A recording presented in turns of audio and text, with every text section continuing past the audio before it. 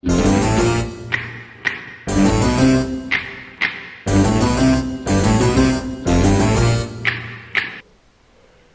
à tous et bonjour à tous.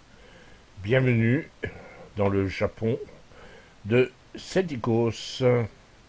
Alors c'est le Japon fictif, alors Japon de Sentikos. Alors, si vous sentez qu'il y a une différence, eh oui, il n'y a pas de son.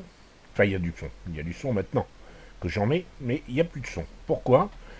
Pour ceux qui sont déjà au courant, l'épisode 3 que j'avais mis en ligne a tout simplement été interdit parce que la musique utilisée dans le jeu est protégée par des droits d'auteur.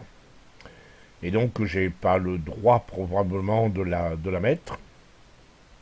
Donc j'ai décidé de passer par la porte de secours pour mettre cet épisode. Alors, on fait rapidement le point. S'il n'y aura pas de bruitage et tout, il n'y aura pas de musique, c'est un peu dommage. Mais bon. Donc, j'expliquais que nous avions atteint un stade plutôt intéressant, parce qu'on avait passé le stade de l'exploration pure, et on avait pu installer 3 villes de plus que notre capitale. Donc, on passait au stade véritablement de l'exploitation. En d'autres termes, on commence à rentabiliser les terres qui sont entre nos villes, de manière à fortifier la production de notre population, et notre population elle-même, évidemment. Là, j'expliquais, donc ça je l'expliquerai tout à l'heure, on était donc à faire, à progresser, à faire des découvertes. Là, oui, je m'aperçois de la présence d'un pirate, enfin d'un barbare. J'arrête de les appeler pirates, c'est pas le pirate, c'est un barbare. Donc, un barbare qui met en danger potentiellement mes ouvriers, donc je vais ramener mes ouvriers pour rentabiliser autour de Kyoto, qui est ma capitale, je le rappelle. Pendant ce temps, je continue mon exploration avec mon archer, qui est un archer, en fait, c'est un ancien éclaireur qui est devenu archer, amélioré. Et ici, je rentabilise autant que je peux. Je vais certainement être amené à créer des nouveaux ouvriers. Donc là, progression continue. Ça, c'est le côté intéressant. Alors là, je fais du cabotage. Et le cabotage, évidemment, on est comme dans la réalité. On ne peut pas s'éloigner de plus d'une case en haute mer, sinon on perd le navire. Enfin, maintenant, on ne le perd plus. Dans les autres opus, on le perdait. On avait le droit de le faire, mais bon, c'était à nos risques et périls, et on le perdait 9 fois sur 10. Là, on n'a plus le droit, on ne peut plus y aller. Donc, on n'y va pas. Donc, le projet, maintenant, ça va être de créer des troupes qui vont me permettre de protéger ma ville du sud, tandis que je continue à faire ma progression. Là, j'approche d'une cité-État, une nouvelle, je vais traverser effectivement là, donc je ne vais pas le faire, je m'arrête.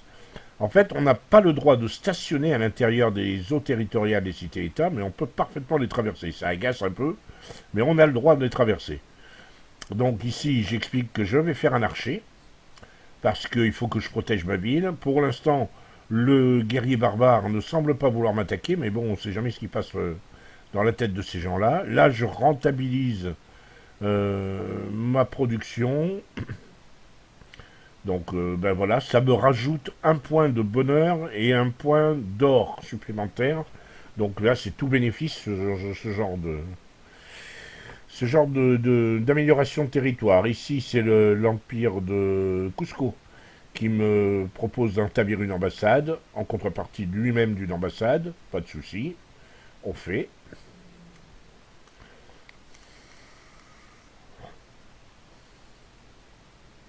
Pour le reste, c'est la... Alors voilà, oui, j'explique que on voit les capitales. Une fois que l'ambassade est établie, on voit beaucoup mieux où se situe la capitale et ce qu'il y a autour. On voit pas forcément toutes les autres villes du royaume. Là, je peux traverser, ça énerve, mais je peux traverser, pas de souci. Et je peux continuer tranquillement, au moins comprendre comment est formé le continent sur lequel je suis installé. A priori, j'ai pas le propos. On est la population qui aime le plus lire. J'ai pas le propos pour l'instant de créer de nouvelles villes. Ça n'a pas de sens, ça ne sert à rien. Mais ça pourrait se faire éventuellement. Là, une galère pirate, cette fois. Là, c'est vraiment des pirates qui commencent à s'approcher de ma ville, donc il va falloir la protéger. Là, j'évite de me frotter aux barbares autant que je peux, quand je ne suis pas concerné. Et je découvre une nouvelle ville. 30 d'or, ça veut dire qu'elle n'a pas encore été découverte par l'Empire de Cusco et par les autres voisins, potentiellement.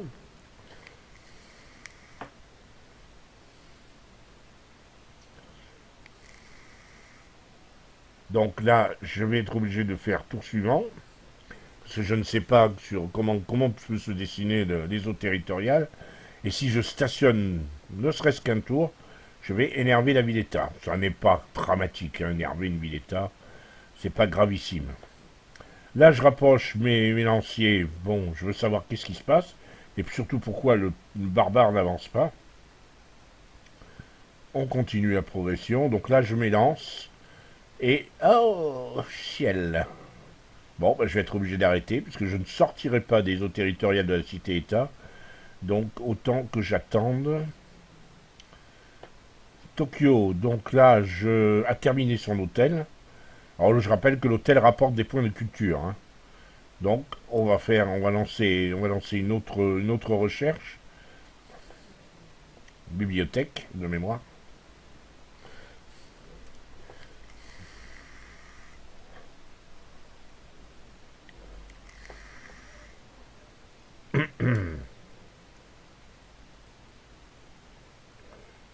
Oui. Là, on a.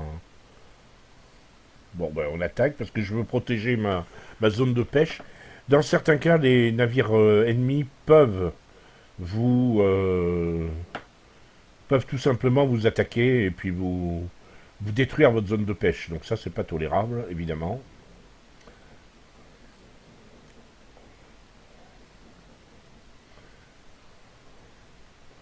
Donc recherche. Là, cette fois, je vais aller chercher. Hé hé, je vois pas bien. Ouais, le travail du fer devrait être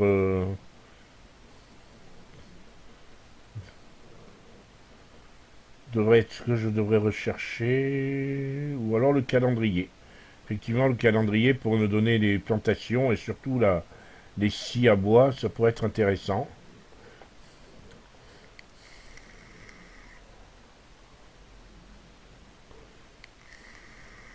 Là, je m'élance pour m'apercevoir que les eaux territoriales sont encore trop grandes. Donc je vais agacer un peu l'ennemi. Bon, je suis pas forcément gravissime.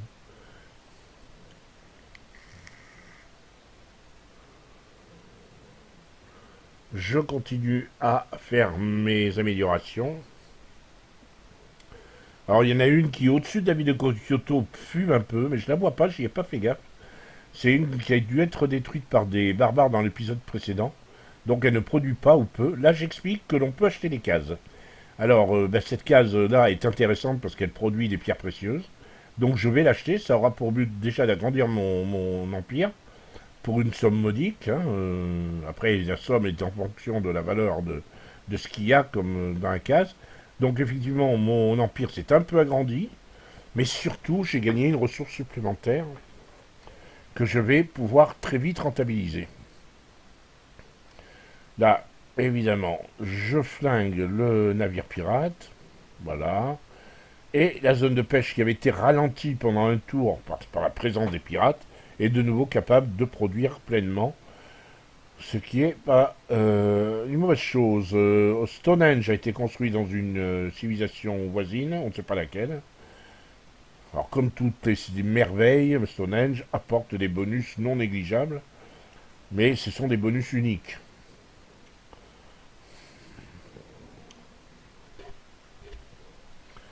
Là, ben, je continue. Bon, il n'y a rien de miraculeux. J'ai découvert le camp barbare. Je vais devoir le détruire pour la bonne et simple raison que tous les 6 ou 7 tours, ils produisent des unités. Et là, ça fait un petit moment. Bon, ils ont produit la galère en deuxième. Ils avaient produit le lanceur de biface avant, qui est là, et qui n'a pas bougé. Et il est coincé, c'est normal. Mais ça fait 4-5 tours qu'ils ont lancé la galère, donc j'ai intérêt à me dépêcher tuer ce camp, détruire ce camp barbare avant re- relance une nouvelle unité de combat qui, elle, sera peut-être plus dangereuse du fait qu'elle pourra bouger.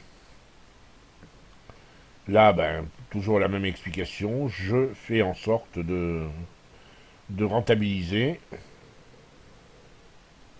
Là, normalement, ma ville d'Osaka n'a plus grand-chose à craindre. Ouais, compte tenu du développement de mes unités, surtout que j'ai un archer dès à présent, et je peux tirer par-dessus la pièce d'eau, donc je m'en prive pas. Ça fait de l'XP rapidement obtenu, puisque le biface ne peut pas bouger, il va se laisser flinguer tranquillement. Ça n'a rien d'un bug, hein. Bon, ben c'est comme ça, on profite de toutes les opportunités. Ces unités qui gagnent de l'XP rapidement, ça peut être très utile en cas de guerre, hein, évidemment. Bon, là, bien sûr, on tape sur les ennemis, ça n'a rien d'exceptionnel. Je continue mon exploration des bords de mer, du bord de la, oui, des bords du continent. Et je continue aussi mon extermination méthodique des pas gentils.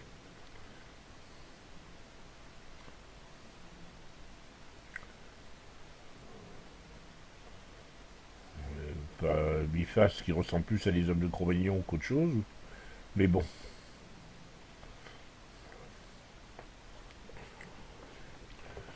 Donc maintenant, ben, on continue ça, c'est évident. On ne faiblit pas.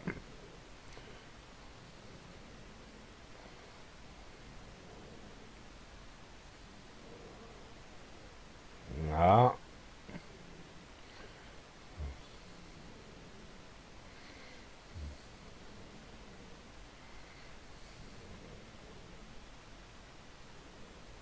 Alors je précise que l'unité de lancier qui a attaqué le camp là est une unité qui m'a été fournie par une des cités-États, parce que j'avais monté assez haut leur confiance et leur amitié. Donc à un bout d'un moment, quand vous la montez assez haut, ils peuvent vous faire des cadeaux, des ressources, de l'argent, voire des unités militaires. Et là, vous voyez, les barbares, le camp barbare a produit une unité guerrière, mais je n'en ai cure, il faut que je détruise avant toute chose le campement barbare. Voilà, ça gagne 30 ors relativement facilement. Là, j'arrive sur la frontière des Mongols. Et là, j'arrive et je ne peux pas passer, sauf accord comment dirais-je, d'accès militaire, sauf déclaration de guerre, on ne peut pas rentrer chez les ennemis, même dans leur eau territoriale. Donc là, je suis amené à faire demi-tour parce que je ne peux plus aller plus loin. Voilà, on s'est débarrassé des pas gentils dans le coin. On annonce effectivement qu'une de mes villes est reliée à ma capitale, ce qui va permettre le partage de ressources entre les villes. Les deux villes ont des ressources qui leur sont propres. À partir du moment où il y a une route, ces ressources appartiennent désormais aux deux villes, ou à plus, s'il y a plus de deux villes, évidemment. À partir du moment où ils sont reliés, elles partagent leurs ressources. Là, on nous dit qu'une religion a été fondée.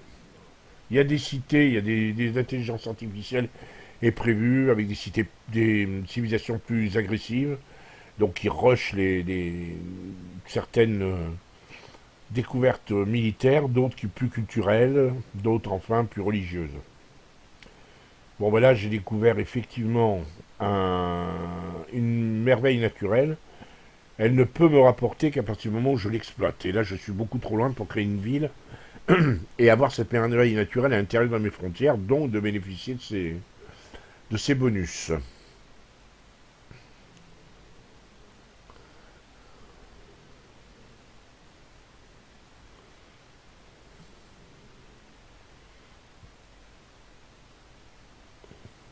Là, il s'agit pour moi d'affaiblir l'unité barbare si elle décide de remonter vers Osaka. ce dont je doute, hein, elle le fera probablement pas.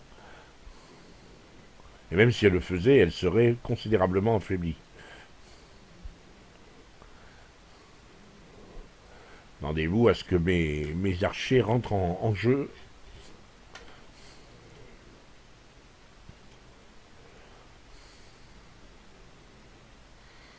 Donc là-haut, on tourne autour de la capitale des Mongols. Bucarest même beaucoup, mais on est en train, ils ont un peu baissé. Donc on est sur le point de devenir, on était alliés, on est sur le point de redevenir amis simplement. Donc on va perdre un certain nombre de possibilités, de ressources. Enfin, ils vont plus avoir envie de nous faire de cadeaux, quoi. Même si on reste copains.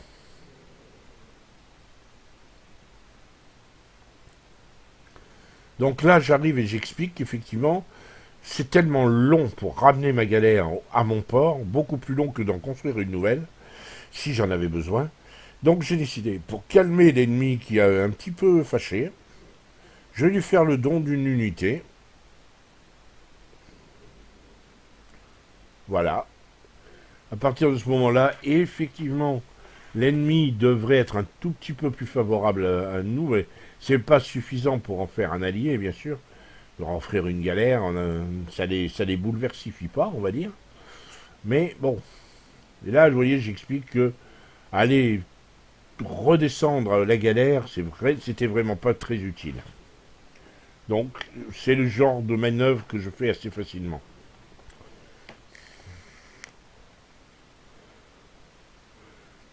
Alors, on continue.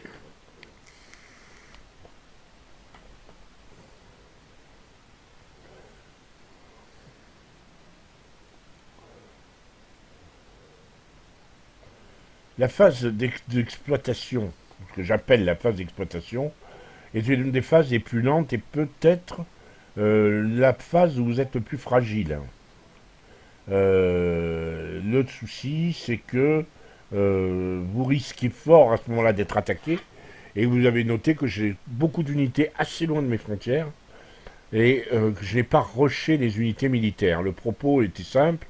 Dans le temps ordinaire, je mets plus d'unités de militaires à l'intérieur de mes frontières. Mais je n'ai. Bon, comme je n'ai pas le propos de faire plus de 3 épisodes, je m'attendais pas et je me suis débrouillé pour être dans une situation où je risquais pas d'être attaqué. Il n'y avait pas lieu d'essayer de capturer des villes ennemies. C'était juste pour montrer les mécaniques du jeu et éventuellement montrer quelques petites finesses et peut-être petites astuces. Donc l'épisode ne va pas durer très très longtemps encore, hein. Ça n'aurait pas d'intérêt pour vous d'aller plus loin. Il y a des, comment dirais-je, le reste, si vous voulez, c'est plus de la répétition et puis de l'amélioration en termes de manœuvre, en termes de découverte, en termes et d'amélioration, etc. Donc, là, la protection, vous voyez, on se débrouille pour que l'ennemi tombe dans un piège. Là, il ne peut plus rien nous faire, donc voilà. On le frappe.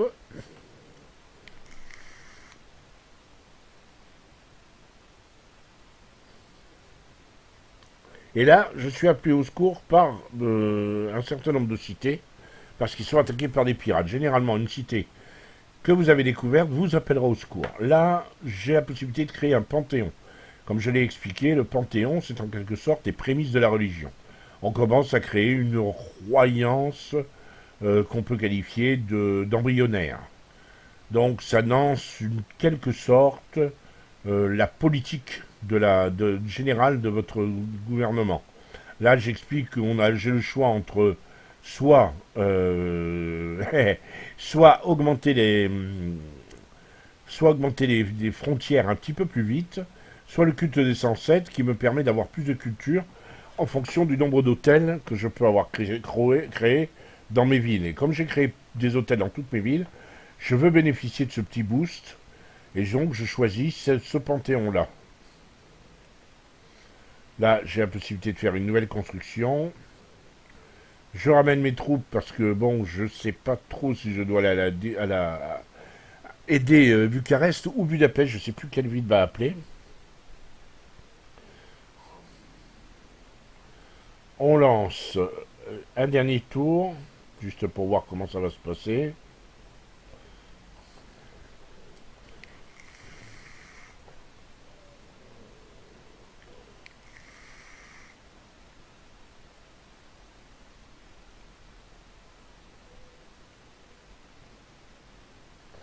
Voilà, on a fait à peu près le tour. Maintenant, le reste, je vous laisse le découvrir. Si vous souhaitez que je poursuive ce let's play, ben, demandez-le moi. Moi, personnellement, je ne crois pas que c'est beaucoup d'intérêt. Je vous ai montré les grandes idées, les grands développements. Là, j'ai décidé d'aller aider Budapest ou Bucarest, je ne sais plus qui. Ça me permet aussi de découvrir des terres qui m'intéressent pour placer éventuellement une ville supplémentaire à terme. Le reste, après, ça va être un petit peu à vous de développer votre propre stratégie, en fonction de vos goûts, de votre psychologie, si vous aimez les combats, les grands combats de guerre, les grands affrontements. Donc là, écoutez, je crois qu'on a fait le tour. Donc je vous laisse et je vous souhaite une bonne journée et je vous dis à bientôt pour un autre let's play et un autre rétro gaming. À très bientôt, si vous le voulez bien.